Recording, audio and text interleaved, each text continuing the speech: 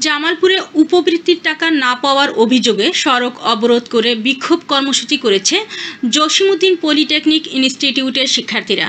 বিস্তারিত থাকছে শরীফুল ইসলাম ঝোকনের প্রতিবেদনে। আজ সোমবার দুপুর ২টার সময় জসিমউদ্দিন পলিটেকনিক ইনস্টিটিউটের সামনে রাস্তা অবরোধ করে বিক্ষোভ করেন তারা।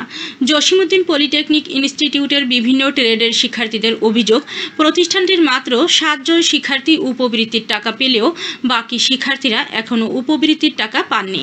বারবার সংশ্লিষ্ট কর্তৃপক্ষের কাছে দাবি জানালেও কোনো সুরাহা হয়নি বলে জানান তারা।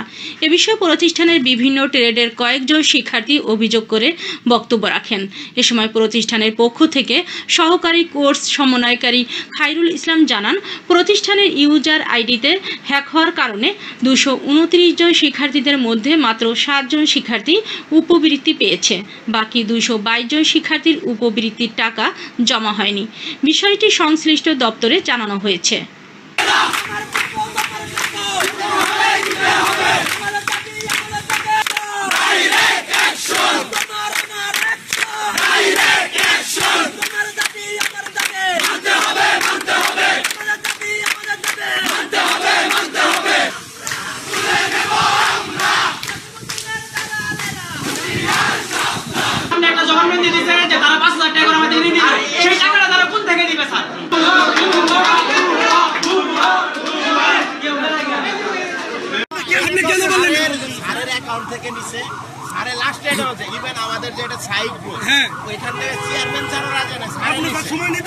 আমাদের উপবৃত্তি পাই নাই।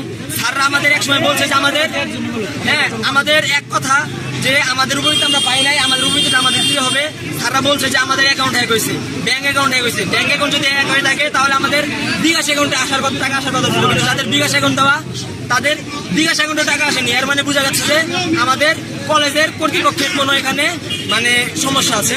আমাদের যৌক্তিক দাবি হলো, বাংলাদেশে অনেকগুলা প্রাইভেট পলিটেকনিক্যাল রয়েছে, যে জায়গায় বাংলাদেশ সবগুলো পলিটেকনিক্যাল একই রুলসে চলার জন্য ঠিক নির্ধারিত। আমাদের সাইডে কিছু প্রতিষ্ঠান আছে, যেসব প্রতিষ্ঠানে ফর্ম ফিল আপ হয় স্বল্প টাকায় ১,০০০ টাকা ১,২০০ টাকা, যে জায়গায় আমাদের এই জসিমউদ্দিনের ফর্ম ফিল আপ হয় ২,০০০ টাকা ২,২০০ টাকা। কেন আমাদের ৮০০ ১,০০০ টাকা বেশি ধরা হয়? অন্যান্য প্রতিষ্ঠানে বইয়ের দাম ধরা হয় প্রায় ১৫০০ টাকা ১৬০০ টাকা। আমাদের প্রতিষ্ঠান থেকে বই কিনতে হলে আমাদের দাম পড়ে যায় প্রায় ২,২২০০ টাকা। কেন বৈষম্যটা এটা কেন? তাদের আইডি ব্লক হয়েছে, এখন এক এক সময় এক এক কথা বলতেছে, এটা তারা দিতে পারবো কেন দিতে পারবো না? এটা যুক্তি যদি দাবি না জানে আমাদের প্রাপ্য, আমরা এটা যতদিন সম্ভব ততদিন আদায় করে নিব। কারণ আমাদের কথা হলো যে আমাদের প্রত্যেক স্টুডেন্ট ৫,০০০ টাকা দিতে হবে।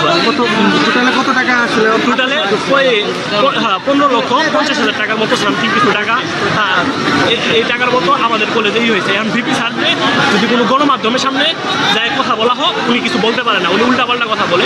আমাদের কিছুক্ষণ আগে ৪০১ রুমে আমাদের নিয়ে একটা মিটিং করলো, ওই মিটিংয়ে বললো যে তোমাদের আসলে এককভাবে এখানে ব্যাংকের দোষ নাই, এককভাবে কলেজ কর্তৃপক্ষ দায়ী নাই, এটা ওই ব্লকের জন্য কারিগরি গ্রুপ থেকে টাকা আসতে সমস্যা করছে।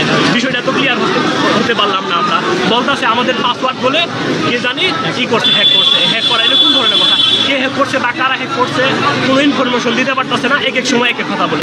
আমাদের জুলাই থেকে ডিসেম্বরে উপবৃত্তি সাইকেলে দ্বিতীয়, চতুর্থ, ষষ্ঠ, অষ্টম পর্বের ছাত্রছাত্রী ২২৯ জন উপবৃত্তির আওতায় আসে। এর মধ্যে মাত্র ৭ জন ছাত্রছাত্রী উপবৃত্তি পাইছে, ২২২ জন উপবৃত্তির আওতায় তারা পায় নাই উপবৃত্তিটা। এটা হচ্ছে যে আসলে আমাদের সার্ভারটা, ডিটি সার্ভারটা, আমাদের ইউজার আইডি এবং পাসওয়ার্ডটা অন্য কেউ ব্যবহার করে এদের অ্যাকাউন্টটা ওরা ডিঅ্যাক্টিভ করছে এবং অ্যাকাউন্টের পেমেন্টের যে অপশনটা ছিল তারা পরিবর্তন করে ফেলছে।